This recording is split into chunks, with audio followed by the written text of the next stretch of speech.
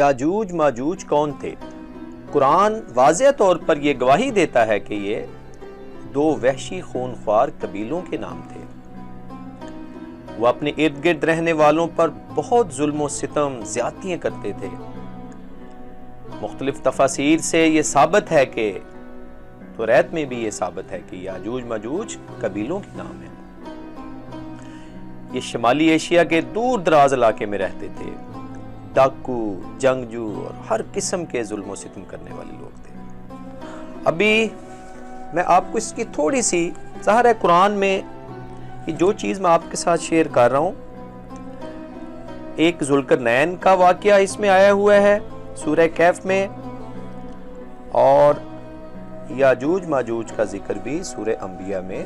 ہوتا کیا ہے جناب، ذوالقرنین کے متعلق بہت ساری روایات ہیں، لیکن جو اتھینٹیکیٹڈ روایت ہے کہ بہت زبردست یمن کا بادشاہ تھا یہ، اس پہ زیادہ روایات قابل قبول ہیں۔ اور جب یہ فتوحات کرتے ہوئے ایسی پہاڑوں کی چوٹیوں کے پاس آیا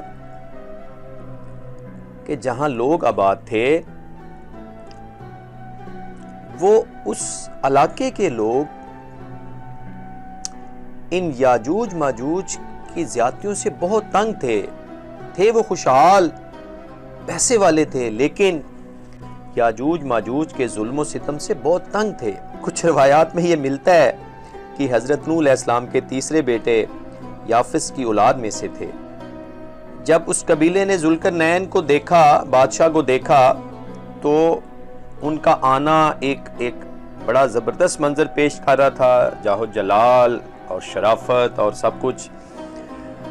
انہوں نے فیصلہ کیا کہ کیوں نہ ہم اس بادشاہ سے اپنی فریاد کریں، ان سے التجا کریں کہ ہمیں یاجوج ماجوج سے نجات دلوائی جائے۔ یہ ہے تو سارا اللہ کے حکم سے تھا۔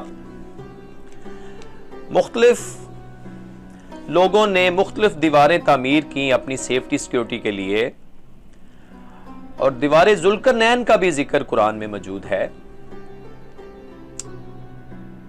چونکہ دیوار چین تو نہیں ہو سکتی، دیوار چین جو ہے وہ سیمنٹ سے، اینٹوں سے اور ان چیزوں سے بنی ہے، لیکن جو دیوار ذوالقرنین ہے، یاد رکھیں میرے سامعین، وہ لوہے، تانبے اور اس قسم کی چیزوں سے وہ دیوار ذوالقرنین بنی ہوئی ہے۔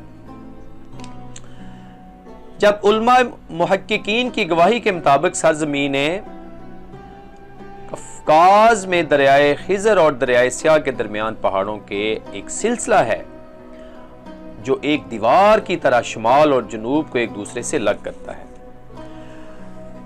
تو قصہ مختصر، جناب ذوالقرنین کو جب انہوں نے کہا کہ جی ہم آپ کو مال دیتے ہیں، آپ کو دولت دیتے ہیں، آپ کو ہر چیز دیتے ہیں، ہمیں ان سے جان چھڑوائیں، جناب ذوالقرنین نے کیا خوب الفاظ میں کہا، مجھے آپ کے کسی چیز کی ضرورت، اللہ نے مجھے بہت نوازا ہے، یہ قرآن پاک میں ارشاد ہے، آپ کی صرف مجھے مین پاور چاہیے اور آپ کی سپورٹ چاہیے، بس اللہ نے مجھے بہت کچھ نوازا ہے۔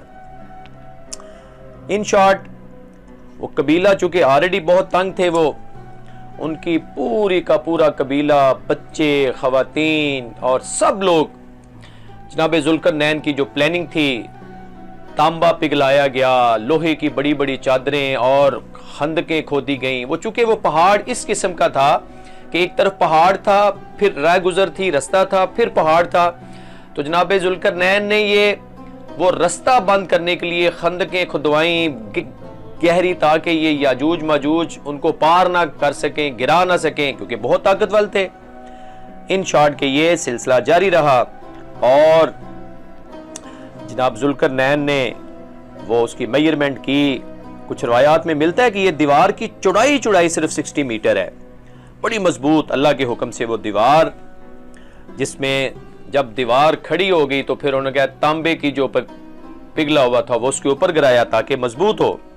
لیکن جناب ذوالقرنین کے یہ الفاظ کہ یہ دیوار سدا نہیں رہے گی، اللہ تعالیٰ کے حکم سے ایک دن یہ دیوار گرائی جائے گی۔ میرے ینگسٹرز یہ بات بالکل اپنے ذہن میں رکھیے گا، جس طرح شیطان موجود ہے، اسی طریقے سے یاجوج ماجوج بھی اس وقت موجود ہیں۔ یہ کنسیپٹ بالکل آپ کے برین میں میچور ہونا چاہیے کہ جناب عیسیٰ علیہ السلام، امام مہدی علیہ السلام کا نزول ہونے اللہ کے حکم سے، تو میں آپ کو بتا رہا تھا کہ روز یہ یاجوج ماجوج اس دیوار کو چاٹتے ہیں، جب شام ہو جاتی ہے تو وہ اس میں سوراخ ہو جاتا ہے، لیکن جب وہ تھک کے چلے جاتے ہیں کہ اگلے دن پھر آگے ہم اس دیوار کو گرائیں گے یا چاٹیں گے یا اس کو ہم سوراخ کریں گے، تو نہیں کر سکتے۔ اللہ کے حکم سے اگلے دن پھر وہ دیوار ایز اٹ از کمپلیٹ ہو جاتی ہے۔ چھوٹی چھوٹی انفارمیشن ذرا ذہن میں رکھیے گا، لیکن ایک دن ایسا آئے گا جب وہ دیوار کو یہ رسول خدا کی حدیث سے بھی ثابت ہے کہ یاجوج ماجوج دیوار کو ایک دن چاٹیں گے، سوراخ بڑا ہو جائے گا، لیکن وہ جب جائیں گے تو کہیں گے انشاءاللہ ہم کل آ کے اس کو کمپلیٹ کریں گے۔ جس دن وہ انشاءاللہ کہیں گے، پھر اگلے دن آ کے وہ دیوار میں سوراخ بنا دیں گے اور پھر وہ نکل آئیں گے۔ وہ ایک اور موضوع ہے کہ جب نکلیں گے تو پھر کس طرح ان کے ساتھ جنگ ہوگی، کس طرح وہ پہلے خون ریزی کریں گے۔ اندازہ کریں کہ جب یہ خون خوار قبیلے کے لوگ کہتے ہیں اس کی تعداد ایک شخص کے مقابلے میں 1000 کے برابر ہے، مطلب دیکھیں ان کی تعداد اتنی کم نہیں ہوگی اللہ کے حکم سے۔ لہٰذا آج کے اس چھوٹے سے کلپ میں، چونکہ بہت لینتھی ہو گیا ہے، میں آپ سے یہ ریکویسٹ کر رہا ہوں کہ یہ چھوٹی چھوٹی انفارمیشن میرے ینگسٹرز کے لیے، تاکہ اپنے بلیفز کو مضبوط رکھیں۔ اور ذوالقرنین نے یہ دیوار تعمیر کی ہوئی ہے اور یہ تانبے لوہے کی چادروں سے مضبوط دیوار ہے، یہ تب تک نہیں گرے گی جب تک میرے اللہ تعالیٰ کا حکم نہیں ہوگا۔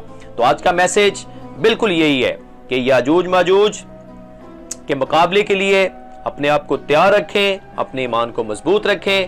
وہ نہ ہو کہ خدا نہ خواستہ کہ ہم ایک سٹیج آئے کہ ہم اس طرف ہو جائیں، ہمارا ایمان اتنا کمزور ہو کہ ہم اس طرف ہو جائیں۔